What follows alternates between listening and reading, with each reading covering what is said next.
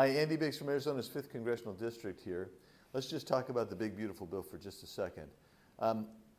Without the Freedom Caucus, we would have had a bill that wasn't nearly in the ballpark of as good as it finished. The bill we sent from the House to the Senate was a pretty good bill, and then the Senate kind of ratcheted it back. But let's talk about some of the wins that happened. When we got into this process, the leadership was willing to go only so much with regard to spending reductions. I mean, it was laughable. It was somewhere in the neighborhood of $15 or $20 billion a year, something like that.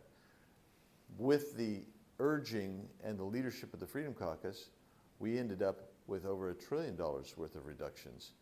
And that's necessary, and even that is only $100 billion over 10 years,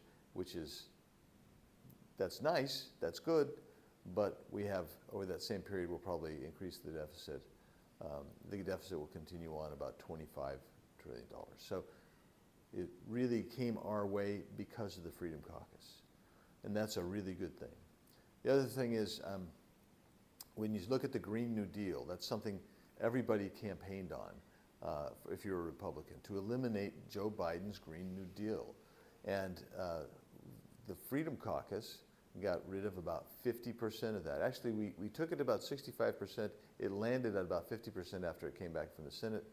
But with the Freedom Caucus's efforts, as well as working with President Trump and his administration, you will see a 90% reduction in the subsidies for wind and solar. And that's a really good thing too, and that would not have happened without the Freedom Caucus. Then the next thing you get is you've got these money laundering schemes, these fraudulent schemes that are going on in programs like Medicaid. Well, with the help of the Freedom Caucus, working again with President Trump and the Trump administration, we're attacking those money laundering programs, and the Senate upheld those as well. So this was a collaborative effort. By the way, the Freedom Caucus, we meet with a number of senators on a regular basis, and we all worked with the White House to get that done. Then the other thing is border and defense appropriations.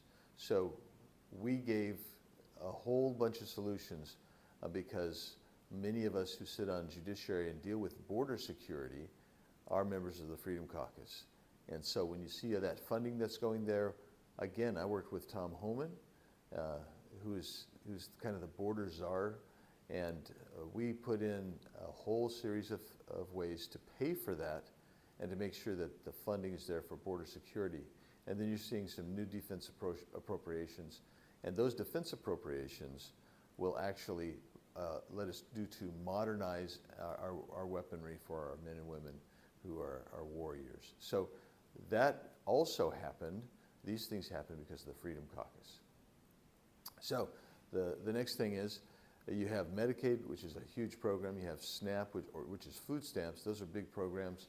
But you have a lot of able-bodied people who are not working, choosing to not work.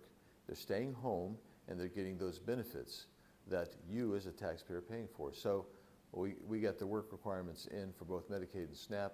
That was the Freedom Caucus, working with our friends in the Senate, and again with President Trump and his team in the White House. So that was really good. And then beyond that, we're talking about whether the illegal aliens who are on Medicaid and those who are committing fraud as well. Well, we have meaningful commitments as we continue to work with President Trump and his team in the White House to stop that. And that includes things like abortion services. That includes things like transgender surgeries. We have meaningful commitments to go after those things as well from the White House. These are things that would not have been there without the Freedom Caucus. These are things that if we really were working against President Trump and not trying to further his agenda, we would not have done this. But we worked together collaboratively with President Trump, and this is the good stuff that you get. And with that, I'll keep you posted, but I think it was a big win. That's why so many people changed their vote. But it was in part because of the great efforts of the Freedom Caucus. And it's also why a lot of people, even on the other side of this, the more liberal or more moderates, are acknowledging the role that the Freedom Caucus played to get these good policies in. So I'll keep you posted.